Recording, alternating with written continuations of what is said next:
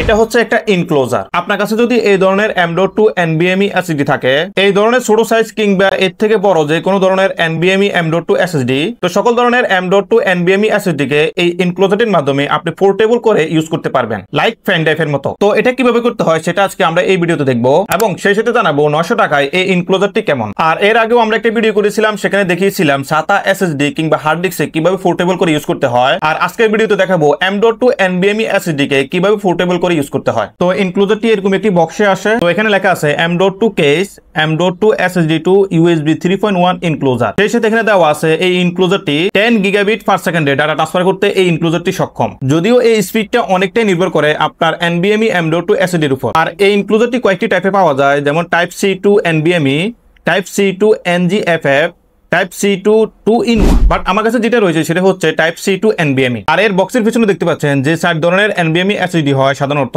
একেবারে একদম ছোট NVMe SSD, যেমনটা আমার হাতে এই মুহূর্তে দেখতে পাচ্ছেন, যেটা কিনা 22/30। তারপর রয়েছে এর থেকে আরেকটু বড়, যেটা কিনা 22/42। তারপর রয়েছে 22/60। এরপর রয়েছে সবচেয়ে বড় NVMe SSD, যেটা কিনা 22/80। এই 4 ধরনের SSD এই ইনক্লোজারটিতে সাপোর্ট করবে। তো বক্সটি আনবক্সিং করলে পাওয়া যাবে বক্স কন্টেন্ট হিসাবে একটি স্ক্রু, ইনক্লোজারটি নাট খুলে SSD ফিট করার জন্য।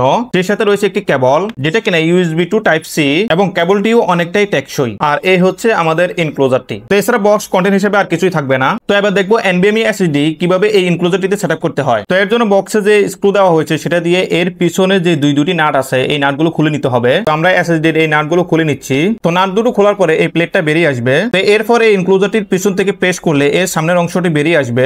এরপর এটাকে খুলে নিতে হবে। এটা হচ্ছে আমাদের ইনক্লোজারটির মেইন অংশ। তো দেখতে পাচ্ছেন এখানে রয়েছে টাইপ সি পোর্ট, আর এখানে দেখতে পাচ্ছেন 4 ধরনের SSD লাগানোর জন্য রয়েছে 4টি পোর্ট। তো SSD কে এই জায়গায় প্রেস করে ঠিকভাবে ভালোভাবে বসিয়ে দিতে হবে। তারপর SSD কে চাপ দিয়ে ধরে SSD কে ভালোভাবে লাগিয়ে থাকার জন্য এই জিনিসটি আপনার এখান থেকে খুলে নিতে হবে। অর্থাৎ আপনার SSD যে সাইজের হোক না কেন সেই সাইজের পোর্টে এই জিনিসটি বসিয়ে দিতে হবে। তাহলে আপনার SSD